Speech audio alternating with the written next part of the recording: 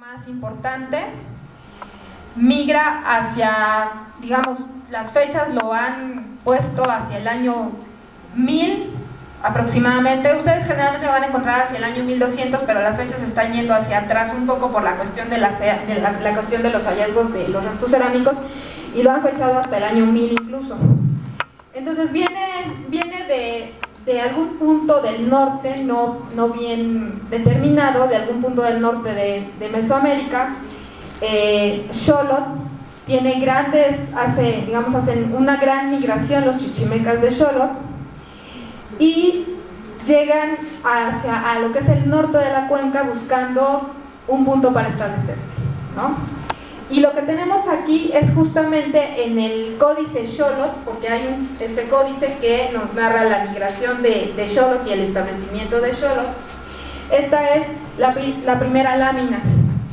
Entonces tenemos a Xolotl, o sea, tenemos realmente, hay varias cosas que quiero resaltar en esta lámina, pero lo que quiero resaltar primero es todo este gran cuerpo de agua que vendría equivaliendo a los lagos, ¿no? Recordemos que estaban los lagos de Zumpango, Xaltocan, Ecatepec, Texcoco y Chalco, ¿no? Entonces, Xolotl llega hacia el norte de la cuenca y elige un sitio para establecerse, que es justamente el que ha sido identificado como el pueblo de San Lucas Xolotl en el municipio de Tecámac, ¿no? Así lo conocen, digamos, así se nombra entre sus habitantes, Xolotl, ¿no? Y entonces aparentemente fue ese el asiento de Xolotl para poder establecer su primer sitio, ¿no? De ahí él manda a su hijo Nopaltzin y a otros jefes que venían con él a recorrer toda el área circundante, principalmente para ver si todavía había asentamientos con dominio tolteca. Entonces, se dice que, Nopaltzin va, recorre el área y le dice a Xolotl que hay un asentamiento con mejores condiciones para poder establecer su señorío, y ese es Tenayuca. Entonces el señorío de Xolotl se va a trasladar desde Xolotl a Tenayuca. Quiero resaltar en esta lámina que justamente para el terreno donde nosotros nos encontramos, o para, digamos, para nuestra geografía, tendríamos, esta parte sería el lago de Xaltocan y este sería el asentamiento de Xaltocan en medio del lago.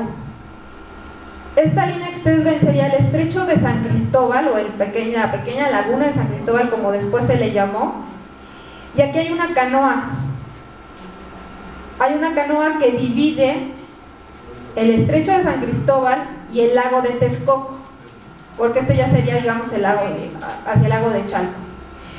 Entonces, esta canoa está haciendo referencia justamente al lugar donde nosotros nos encontramos ahorita. O sea, la casa de Morelos está sobre un sitio, ¿no?, que se conoce en las fuentes como Acalhuacán, ¿no?, el lugar de las canoas. Esta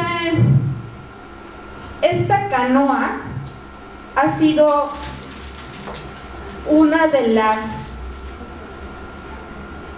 fuentes, una de las evidencias que ha puesto a debate la existencia prehispánica del Albarradón, ¿no? Lo vamos a ver conforme nos vengan a platicar sobre el Albarradón y cuando tengamos la visita del Albarradón, que los arqueólogos han encontrado restos de cerámica azteca 3 y azteca 4 que difícilmente pueden ser ubicados en época prehispánica y que más bien fecharían al Albarradón a principios del siglo XVII o época colonial. Entonces la pregunta es uno puede decir que el albarradón es prehispánico, pero ¿cuáles son las fuentes que nos indican, cuál es el sustento que tenemos para decir que el albarradón es prehispánico? Si es que lo es. Entonces, bueno, una de las fuentes de las que se ha apoyado digamos este debate es justamente esta lámina del Códice Xolo.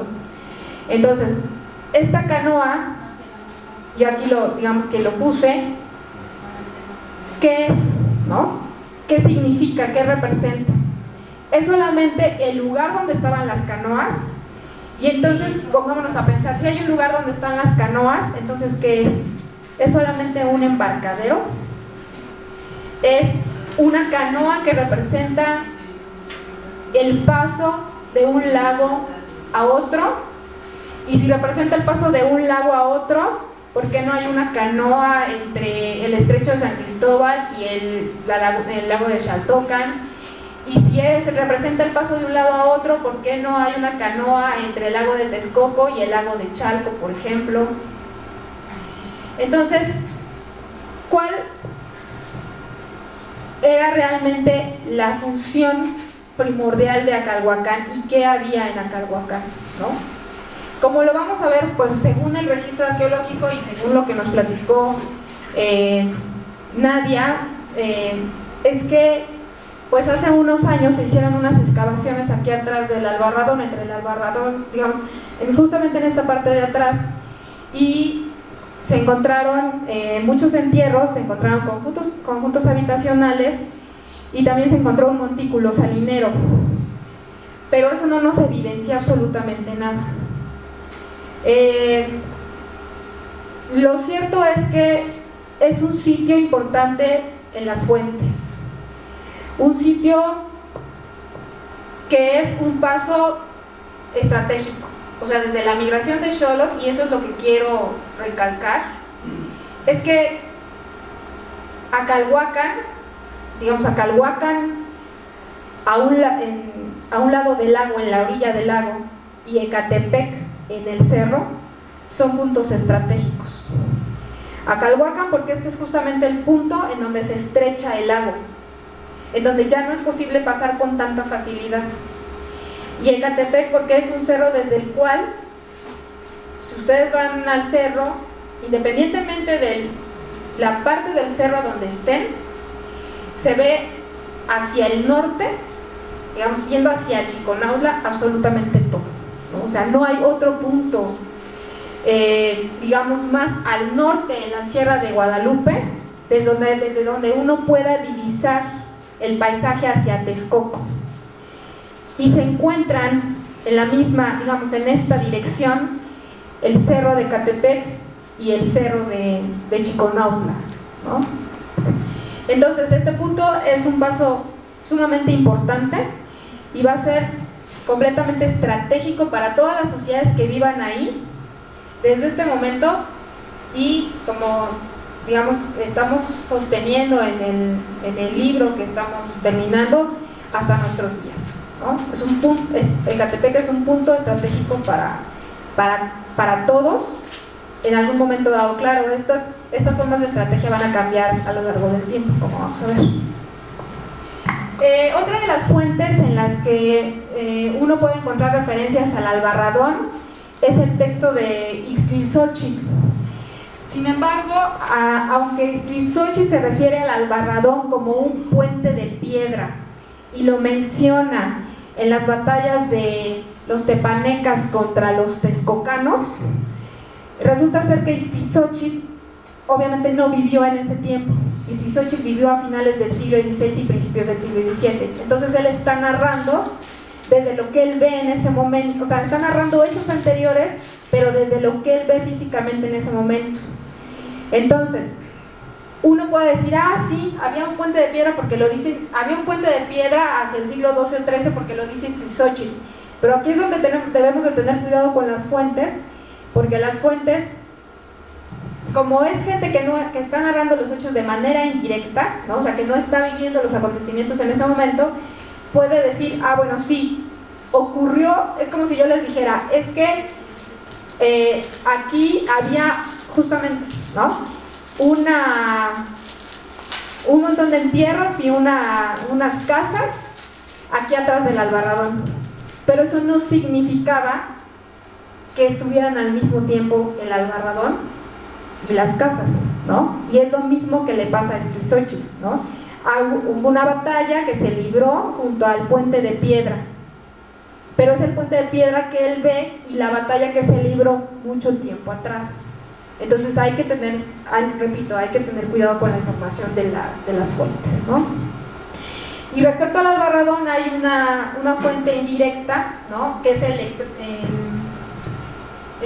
un extracto, una obra del padre Mariano Cuevas, que dice que en su gentilidad los indios tenían un puente en Ecatepec.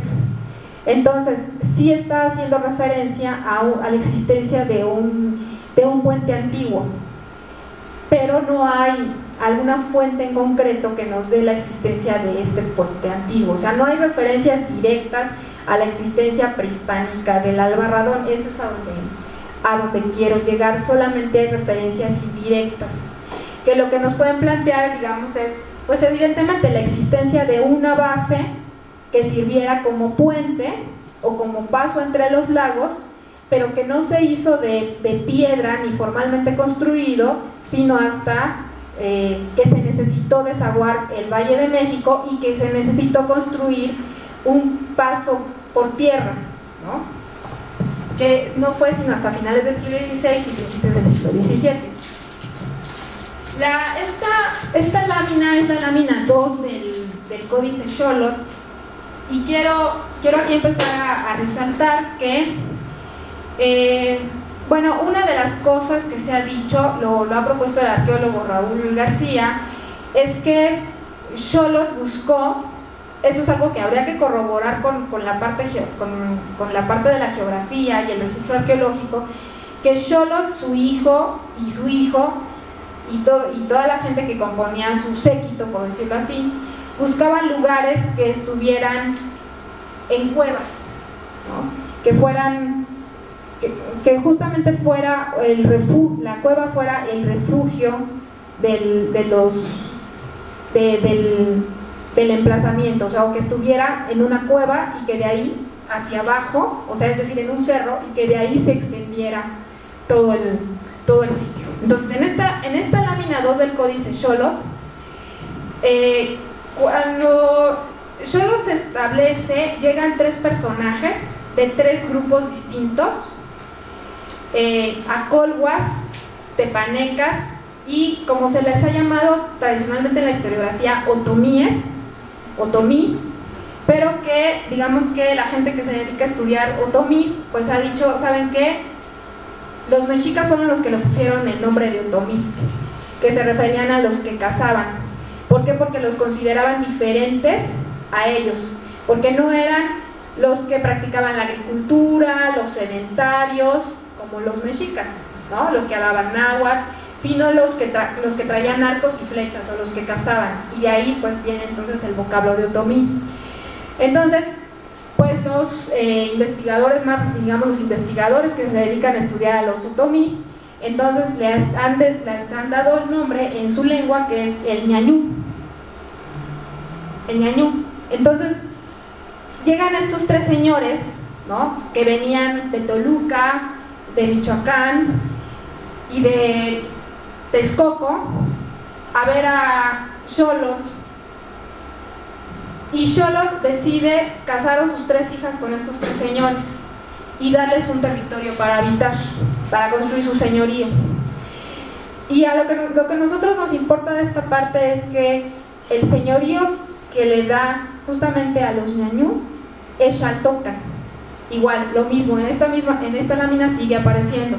O sea, está el lago de Xaltocan, lo que sería el estrecho de San Cristóbal, la canoa, y bueno, vienen después los cuerpos de agua. Este es un fragmento de la lámina. Entonces, a partir de ese momento va a comenzar la extensión del señorío de Xolotl, ¿no? Con estos tres señoríos. Y entonces sí, ¿cuál va a ser el papel de Ecatepec? Porque Ecatepec, entonces vamos a encontrar en las fuentes las dos principales fuentes para encontrar la información sobre Ecatepec durante el periodo en el que Ecatepec perteneció a Xaltocan es: uno, los anales de Cuautitlán, que narran justamente la guerra de Xaltocan en contra de Cuautitlán, y dos, una carta que hizo un descendiente de los señores de Xaltocan ya en época colonial, que fue don Pablo Nazareo. Don Pablo Nazareo es un noble que estudia en el Colegio de Tlatelolco a finales del siglo XVI, pero que está en desacuerdo con la encomienda que entregan a la familia, a Alonso de Ávila en Xaltocan, y que entonces pues protesta, digamos, hace varias cartas de protesta por esta encomienda que se entregó en Xaltocan, que pues se dice que no debió de haber sido entregada a este hombre, sino que debió de haber sido entregada pues a la familia o a los descendientes de los señores de Xaltocan. Entonces, en su carta, tanto en su carta Pablo Nazareo como en los anales de Cuautitlán, nosotros vamos a encontrar una larga lista, porque son como 40 pueblos, que no puse aquí y que pues tampoco les voy a mencionar, pero bueno, está la fuente, están los anales de Cuautitlán, está la carta de Pablo Nazareo. De todos modos yo los tengo, si a alguien le interesa pues podemos traerlo, ¿no? Ahí viene la larga lista de los pueblos que pertenecían a Xaltocan, y en esos pueblos está justamente Ecatepec, ¿no? Entonces, ¿cuáles son? Y obviamente con base en las excavaciones arqueológicas, las características que pudiera haber tenido Ecatepec justamente durante el tiempo que perteneció a Xaltocan, que no van a ser diferentes de las que tuvo después. Primero, que es, como les digo, un punto de vigilancia desde una frontera natural, que es la Sierra de Guadalupe. O sea, si ustedes ven la Sierra de Guadalupe, es justamente una división, una frontera entre señoríos. O sea, de la Sierra de Guadalupe para acá está justamente el señorío de Xaltocan, y el punto más digamos al este de la Sierra de Guadalupe, desde donde se puede ver territorios al noreste, es justamente el Cerro de Ecatepec. Entonces el Cerro de Ecatepec para la gente de Xaltocan es un punto de vigilancia, y no solamente para los de Xaltocan, para todos los demás, ¿no? La otra es que, según las fuentes, es el límite del sur del señorío. O sea, el señorío de Xaltocan era de Ecatepec para allá, ¿no? De Ecatepec hacia el norte. Entonces, ese es el otro punto importante que tenía Ecatepec durante el tiempo que perteneció a Xaltocan. Y la otra cuestión es que desde ese momento yo no estoy tan de acuerdo con esta propuesta. Ahorita les voy a decir por qué.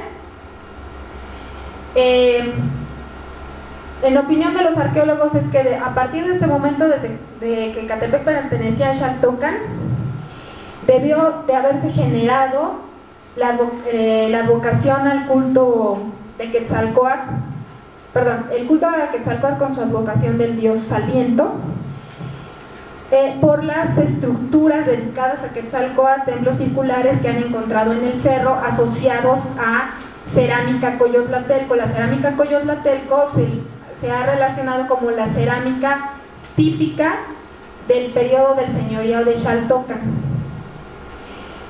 Yo no estoy tan de acuerdo con esta propuesta. A mí me parece que el culto a Ejecatl Quetzalcóatl se debió de haber iniciado antes, desde la misma etapa tolteca. ¿Por qué?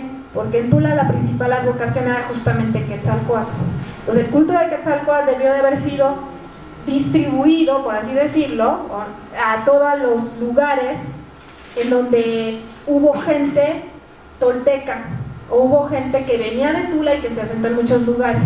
Y como nos han dicho los arqueólogos, hubo caseríos toltecas en el Cerro de Ecatepec. Entonces a mí me parece que el culto a Quetzalcóatl viene desde el mismo tiempo de los toltecas. O sea, no es un culto mexica, tampoco hay que decirlo, que es mucho o poco también, bueno, más bien es lo que se ha creído o lo que se ha dado a conocer, ¿no? Y por supuesto, pues es un observatorio astronómico, o sea, el cerro, desde cualquier punto y desde donde podamos nosotros tomar mediciones, representa un observatorio, ¿no? Sí.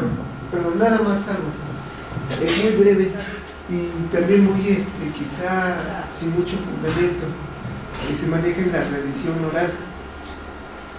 En la sierra, aquí en el cerro de Lejeca, en lo que llaman la piedra equinoccial, en una de las ceremonias que se han hecho ahí, de las muchas ceremonias, algunas personas que manejan la tradición oral de aquí de Ecatepec dicen que efectivamente cuando llegaron los aztecas, antes de ser lo que eran, vaya pues, cuando llegaron aquí en su tira de peregrinación, que está sentado, ellos decían que cuando aquí llegaron ya los estaban esperando personas que les iban a entre comillas, traspasar el culto de Hécat y demás, y que ya venía desde muchísimo tiempo atrás. Eso, digo, hace un poco referencia a lo que usted dice. Sí, bueno, pues la tradición oral, pues en ese sentido, muchas veces apoya, ¿no?, digamos, lo que puede uno revisar en los documentos o las excavaciones arqueológicas. Un poquito, para allá voy, bueno, todavía falta un poquito para llegar a esta parte de la peregrinación. Sí. Bueno, el culto a Quetzalcóatl ya venía desde antes, pero en su advocación como tal, así como el Hécat, ¿ya venía también de los toltecas? Sí. Sí. Bueno, como les digo, hay una guerra de Xaltocan en contra de Cuautitlán.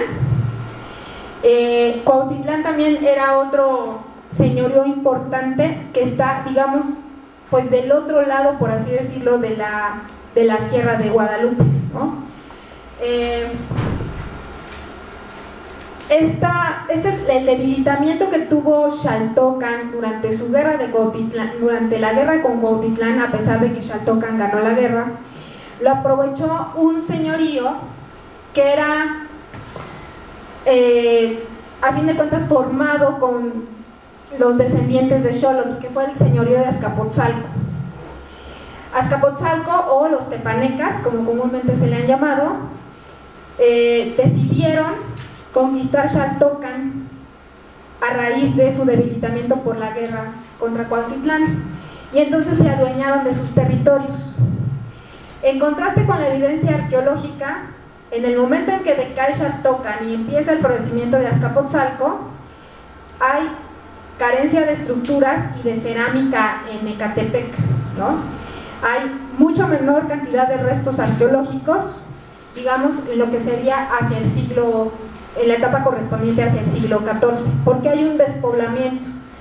Lo que sucedió es que los de Xaltocan huyen, y entonces empiezan a formar otros señoríos, pero van hacia el norte, como que empiezan a regresar hacia el norte, y entonces hay como dos señoríos que después de ahí son los señoríos importantes. Ñañú, seguramente ustedes los habrán escuchado. Uno es hacia lo que sería hoy el territorio de Ixmiquilpan, Jilotepec, ¿no? Y el otro es hacia la sierra de Meztitlán, adelante de Pachuca.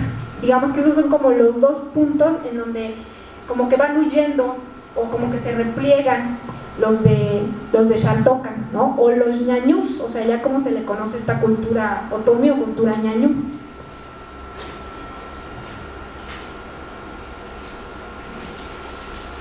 Entonces, ¿qué es lo que va a pasar con Ecatepec durante el periodo en el que lo domina Azcapotzalco? Azcapotzalco realmente no tiene presencia hasta acá. Azcapotzalco está lejos. El presente Azcapotzalco, digamos, lo que hoy sería Azcapotzalco, que es justamente la sede, está relativamente lejos, pero lo cierto es que tiene un señorío extenso, un territorio extenso. Y para lo único que le va a servir a Ecatepec es para hacer lo mismo, un punto de frontera, pero un punto de vigilancia, pero principalmente un punto de frontera. Porque Azcapotzalco, como de manera tirana, por así decirlo, se ocupa de Xaltocan, pues entonces va a empezar a tener continuos problemas con Texcoco. Entonces, ¿qué va a pasar? Que entre Azcapotzalco y Texcoco se van a empezar a establecer puntos de frontera. Y uno de esos puntos de frontera es Ecatepec, ¿no? Otro de esos puntos de frontera, y por donde también se dice que pasan los chichimecas de Xolotl, es Nepohualco. No me quiero meter mucho ahí, pero digamos que Nepohualco está más relacionado con lo que hoy sería San Isidro Atlautenco. O sea, aparentemente esa es la localización. Entonces, la frontera es justamente esta, ¿no? Entre Azcapotzalco y Texcoco. O sea, esta parte que va de Ecatepec a Calhuacan y hacia Chiconautla. O sea, todo esto ahorita lo vamos a ver un poco más en un mapa, pero digamos que ese es todo el punto de frontera, lo que realmente delimita el norte con el centro de la Cuenca de México. Esto es muy importante porque estamos hablando de el lugar en donde la Cuenca de México termina.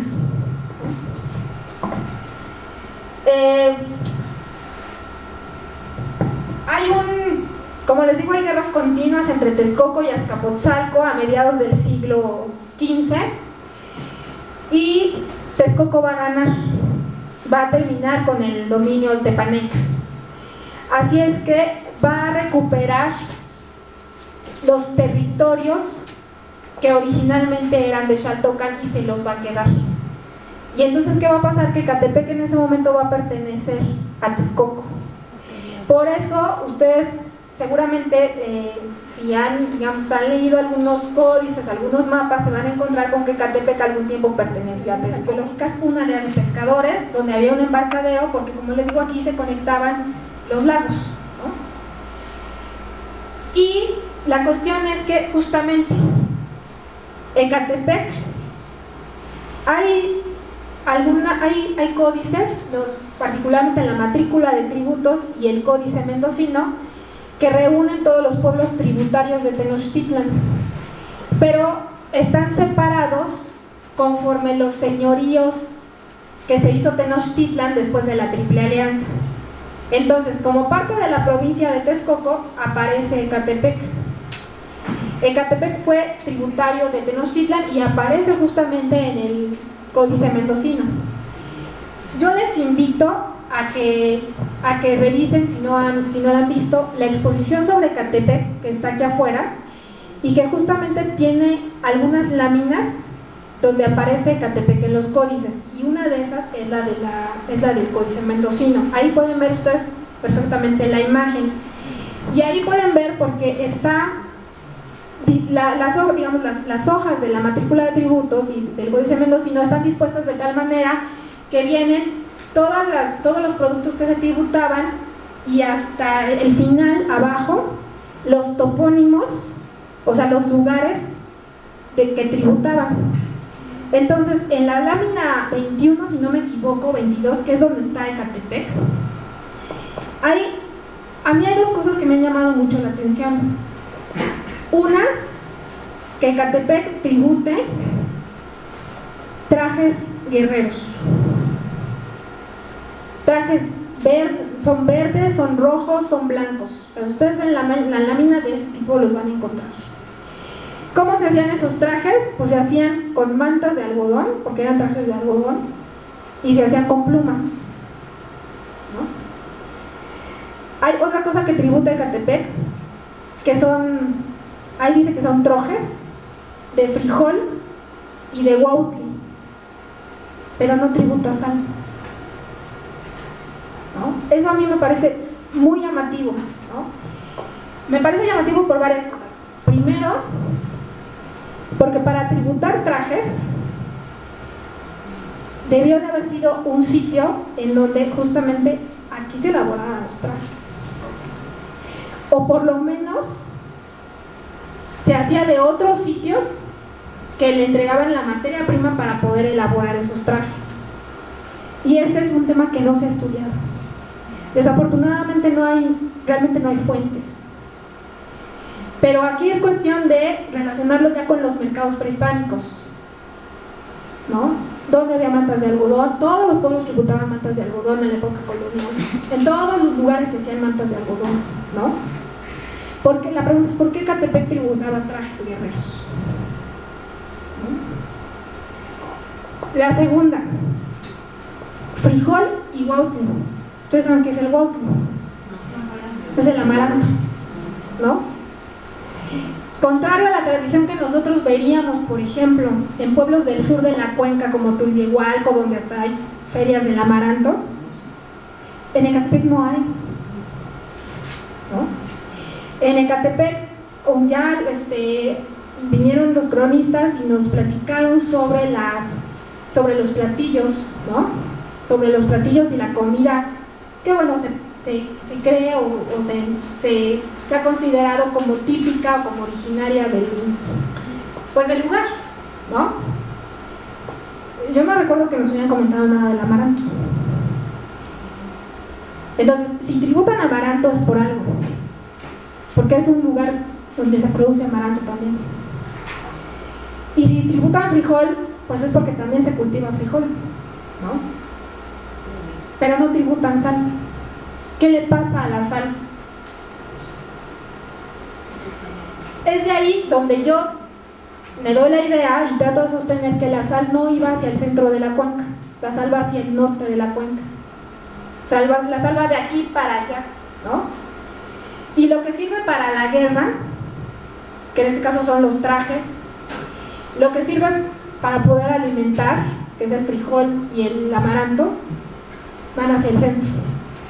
Pero como les digo, estos son temas que no han sido estudiados, porque lo más común para todos los estudios es decir, Ecatepec tributaba tal cosa, o Xochimilco tributaba tal cosa, ¿no? Y entonces ahí uno puede ver la lista en la lámina de la matrícula de tributos. Pero entonces, ¿dónde están los mercados? ¿Dónde están las materias primas? ¿Dónde están los productos? Es una idea para quien quiere estudiar economía prehispánica que se puede dar por medio del estudio de la matrícula de tributos y del códice mendocino sobre todas estas cosas que tributaron, ¿no? Y en Ecatepec me parece un caso muy particular. Allá había Sí, bueno, retomando el tema del huautli a huautli, bueno, es decir, no se estaría ahí un tema que no sea huautli, sino huautli. El sexo, sí, que recién conocí, debo confesarlo, allá en el Museo de Sitio que está en Tultepec, y que es muy parecido al amaranto. Entendería que a lo mejor etimológicamente como por ahí viene el nombre, y que eso sí se producía aquí, o sea, si se supone que era a lo mejor por ahí hubiera una referencia. Sí, bueno, digamos que es muy claro. Por ejemplo, si uno ve la lámina del códice de la matrícula de tributos, efectivamente dice huautli, y a lo mejor uno puede pensar en un insecto, pero cuando uno ve el huautli y el frijol guardado en trojes, que no son otra cosa más que, por así decirlo, casas o cajas, pues los insectos, o sea, ahí es donde uno... Bueno, es un pueblecillo, o sea, físicamente sí sí, o sea, físicamente, pero ahí es donde uno dice... Es un bolito. ¿Dónde se guardan? O sea, ahí habría que ver. Eso es una de las cosas que a mí me parece importante y de las cosas que se pueden relacionar, que hacen la relación la arqueología, la historia y la etnografía, ¿no? Si uno ve el huautli hoy, o sea, la pregunta es, los huautli, los guanecillos, ¿no? Digamos, considerando los insectos, ¿cómo se recolecta y cómo se transporta? Y cómo se guarda, ¿no? Y cómo se guarda. Y cómo se conserva. ¿Se conserva en cajas? O sea, hacer tortas se supone, ¿no? Pero quién sabe cómo. Porque se utiliza realmente fresco, ¿no? O sea, no se conserva y mucho menos se traslada, ¿no?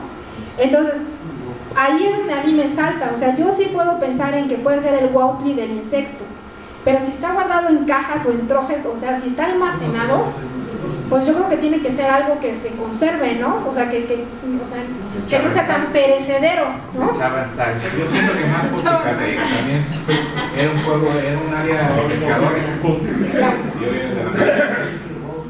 Yo creo que ahí habría que ser mucho, o sea, yo creo que ahí habría que profundizar al respecto. Digamos que es una... Ahora sí que yo lo lanzo al aire, ¿no? Y yo, como les digo, los invito a que vayan a ver la matrícula, la lámina de la matrícula de tributos. Incluso me parece que la lámina dice que tributaban frijoles y sal, pero el Códice Mendocino lo que tiene es que viene primero un texto en español, en castellano, y ahí dice: los pueblos que están en las siguientes dos láminas tributan tales cantidades de tales cosas, y eso que está escrito viene dibujado en las láminas. Entonces ahí es donde se puede cotejar, ¿no?, lo que está escrito en el texto en castellano con lo que está dibujado en las láminas. Yo honestamente no recuerdo haber leído en el Códice Mendocino donde diga que tributaban sal, o sea, no lo he hallado, y me parece sumamente importante, ¿no? Perdón, sobre ese tema, si recuerdo las láminas, bueno, era un tributo a Moctezuma. Era tributo a Tenochtitlan, sea el tlatoani que fuera. Acuérdense que Tenochtitlan tuvo muchísimos tlatoanis, ¿no? Y en época de Moctezuma. Así, pero primordialmente es a partir de la época, digamos, de Moctezuma I en adelante. Hay también en las fuentes hace referencia a que Tizoc conquista Ecatepec, o sea, Tizoc hace varias conquistas durante su reinado, ¿no? Y conquista Ecatepec. Entonces realmente es, digamos, de Tizoc en adelante los siguientes tlatoanis mexicas bajo los cuales Ecatepec va a estar sometido a Tenochtitlan, ¿no? Entonces, de un otro modo, sí, justamente es Tizoc, Moctezuma I los que amplían los territorios, por eso se dice que es durante Moctezuma I, pero tributó hasta la conquista española. Sí, y de hecho, según recuerdo, los toponímicos, o sea, es decir, vienen varios toponimios de varios pueblos, y todos esos pueblos, lo que viene al centro de la imagen es lo que tributaban. O sea, entre todos contaban eso. Por ahí leía que era el Altepetl, si no estoy mal, que era como una comunidad, una congregación de varios pueblos que juntos un pueblo, digamos así. Tributaban eso. Y bueno, quiero hacer una pregunta respecto de lo que ahorita señaló y señala, de que Ecatepec estuvo en un periodo dominado por el dominio de Tenochtitlan y no de Texcoco. Hay una historia por ahí que me parece muy interesante, pero hay poca documentación, poca información sobre Huanitzin. Allá voy. Allá voy. Porque tengo muchas dudas. Sí, allá voy. Espero, entonces, allá voy, sí. Sí. Yo tengo una duda. ¿Es lo mismo Huautli que Huautle?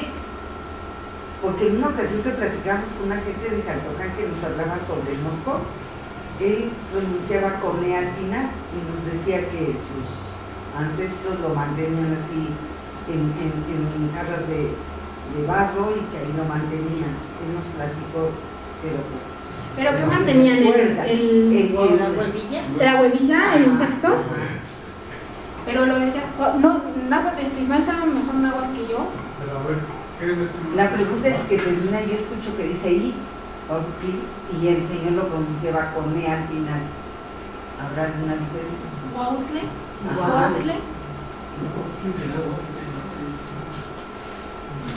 No, yo no sé la verdad. ¿Cómo? sí, pero es que de hecho es eso, ¿no? Pero es Si es eso y si lo conservaban en una jarra de barro, ahí puede venir la pista, ¿eh? Ahí está la pista de que pudiera ser el Huautli de que no pudiera ser el Huautli de Amaranto, sino el Huautli de los insectos. Y aquí dicen Huautli. Habría que revisarlo. Yo creo que habría que revisarlo, digamos, a nivel lingüístico, obviamente, ¿no? Y con la gente de allá. O sea, como les digo, es donde la etnografía ayuda a la historia. Yo no sé dónde vayas, Lupita, o si lo vayas a abordar después, pero tú sabes que yo tengo un artículo sobre precisamente este periodo que es tan importante de Ecatepec, que tiene muchos cabos sueltos, ¿no? Y que es como interesante intentar juntarlos y darle cierta lógica. Uno de ellos es el que comenta el compañero, por ejemplo, que es en el Códice Mendocino, en la matrícula de tributos, en que en dos periodos diferentes, en dos láminas diferentes, aparece Ecatepec conquistado, ¿no? En una parte aparece y después vuelve a aparecer conquistado. Entonces, no sé si vayas a mencionar algo sobre eso. Si quieres mencionar, ya que estás en eso. Sí, porque yo sostengo que Tenochtitlan y Ecatepec y Tlatelolco en algún momento caminaron juntos. O sea, fueron dos grupos culturales que incluso dicen que se llegan juntos a la cuenca y mantienen una alianza, ¿sí? Incluso cuando Tenochtitlan ya forma la Triple Alianza, tardó mucho tiempo para que conquistara Tlatelolco, porque llevaban, si se me permiten los términos, una relación de amistad. Entonces yo sostengo que en base a fuentes como Barlow, por ejemplo, el que ha trabajado mucho Tlatelolco, cuando Tenochtitlan y Tlatelolco caminaban juntos y que además fueron también tributarios de los tepanecas, se caracterizaron por ser pueblos, por ser grupos guerreros, se les mandaba la guerra, pero también se les permitía conservar aquellos lugares en donde a los cuales sojuzgaban, a los cuales derrotaban. Entonces,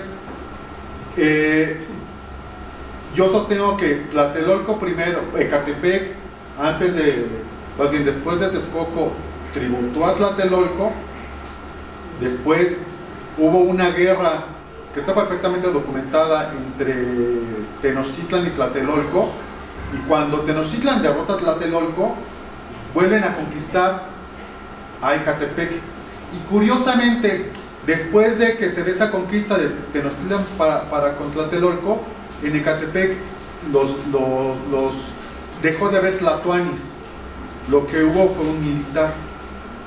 Quien estuvo como gobernando Ecatepec fue un militar.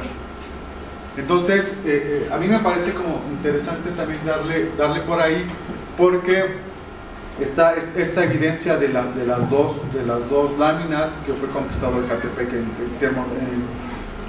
periodos diferentes. En el Museo de Antropología está el plato ese donde aparece también la piedra de Tizoc, que aparece sojuzgando a Ecatepec. Entonces, creo que es interesante ese periodo, porque además hay otras evidencias que en el periodo colonial nos van a dar luz también sobre eso, que hubo una batalla legal muy importante entre Tenochtitlan y Tlatelolco por sus pueblos sujeto que tenían en la zona. Entonces, no es únicamente Ecatepec como el pueblo, sino también va a ser Santa Clara, Tulpetlac y Jalostoc. Y sobre esos pueblos sujetos se pelearon en la época colonial de manera permanente, tanto Tenochtitlan como Tlatelolco.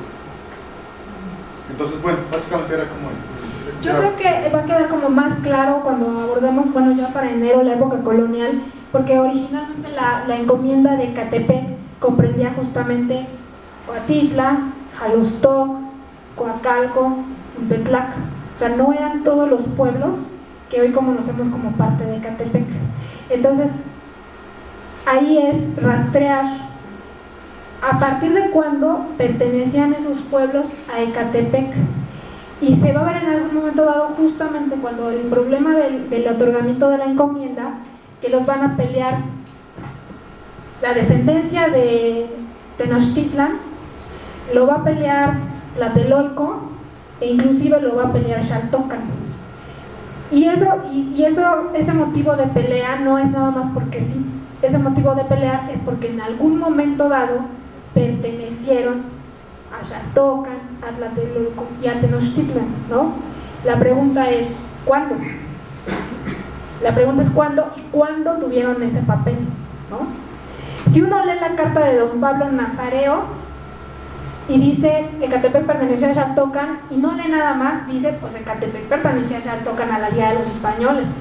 Y no es a la llegada de los españoles, es en un momento determinado, que era cuando se formó el señorío de Xaltocan, ¿no?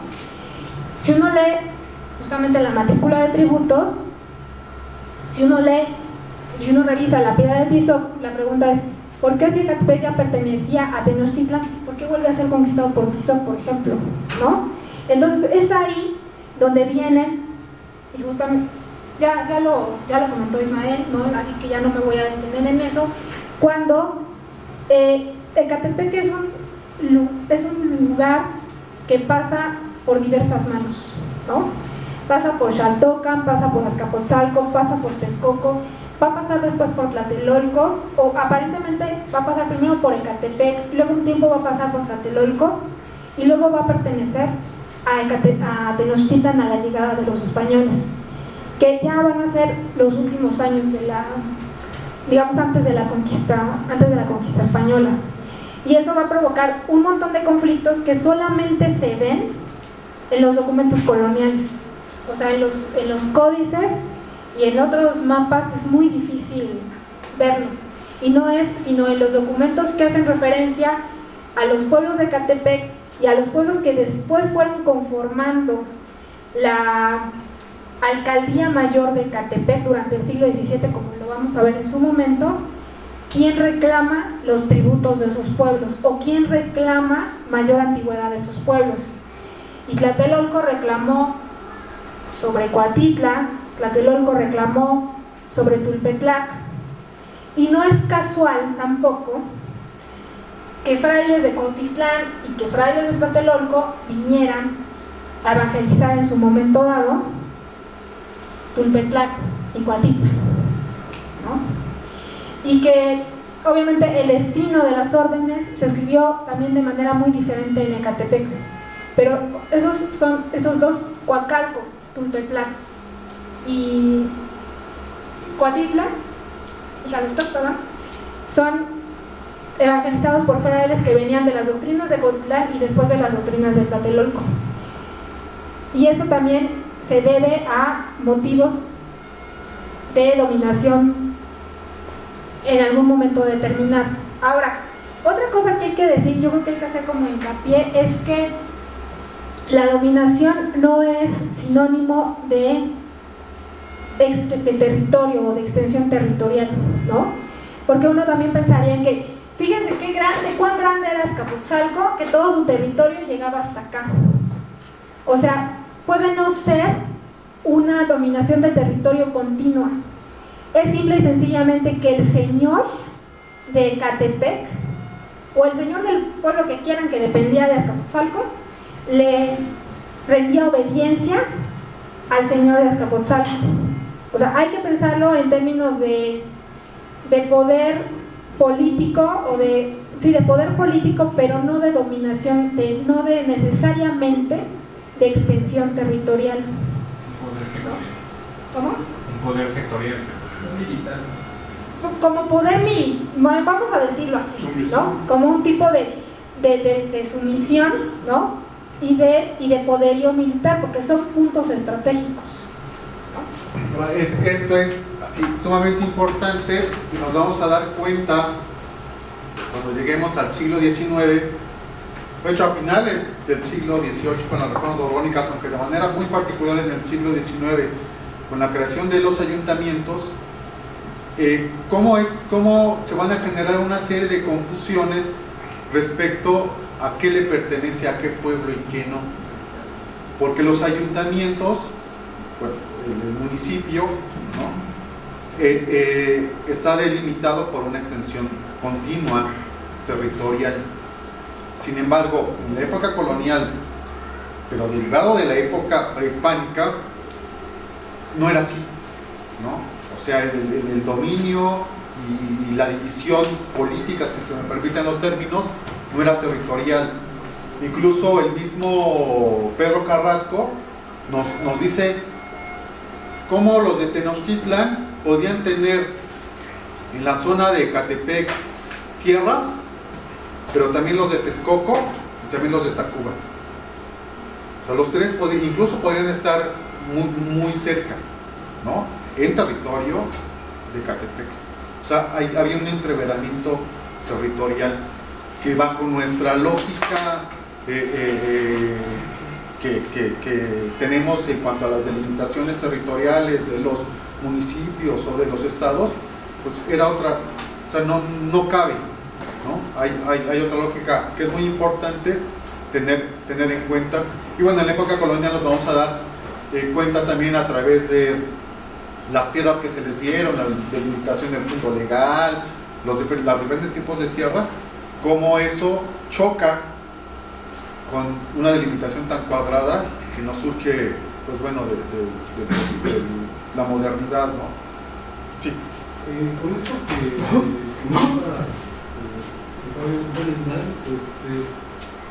habría que pensar entonces, porque bueno, nosotros tenemos una ideología, ¿no?, actual al tiempo contemporáneo, ¿no? Si yo domino todo Tenochtitlan o el centro de la ciudad, pues algo lógico y por posición geográfica, militarmente yo pondría un destacamento de Catepec, que es la entrada, ¿no? Pero para prevenir una invasión, ¿no?, de otro pueblo. Pero si yo sé que no hay otro pueblo más fuerte que yo, pues no pongo un destacamento grande, únicamente algo representativo. Pero tomando en cuenta eso, de que a lo mejor ellos no concebían la guerra o esas posiciones militares como hoy las concebimos, ¿no? Quizás a lo mejor ni destacamentos había, o a lo mejor sí, ¿no? Entonces, a lo mejor este centro, no sé si sí llegó a ser así, que estuvo dominado y dividido, ¿no?, en la zona geográficamente hablando, y perteneció a los tres pueblos, o nada más es una hipótesis, ¿no? Ya no entendía ahí. Digo, más que nada para entender lo que era Ecatepec, porque viendo todo lo que nos dicen Ecatepec, son puntos estratégicos. Bueno, en particular, lo que nos dicen las fuentes es que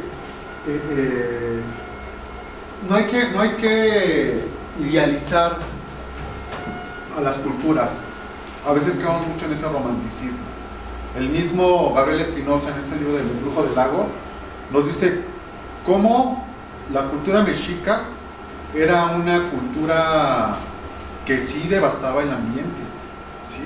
O sea, para hacer toda la infraestructura hidráulica, para hacer todo lo que hizo sobre Tenochtitlan, sobre la ciudad, sí devastó el ambiente.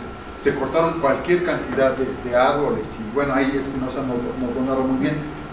Y los mexicas también eran una cultura guerrera, y eran una cultura militar, y podemos encontrar fuentes de los misioneros que nos dicen que cuando en el Templo Mayor hacían sacrificios, rodaban miles y miles de cabezas, tampoco, ¿no? O sea, no da para tanto, ¿no? Pero sí eran una cultura guerrera. Ahora, lo que nos dicen las fuentes es que, y les recomiendo se apellida Robert Barlow, un investigador que trabajó muchísimo sobre Tlatelolco, donde nos dice que después de que cuando Tenochtitlan conquista Tlatelolco, es cuando manda gente a Ecatepec, porque hay que tener muy claro que en Ecatepec, algo también bien interesante, es de que gobierna el linaje de Tenochtitlan. O sea, no ponen a gobernar a cualquiera, sino es de la casa real de Tenochtitlan, y eran militares.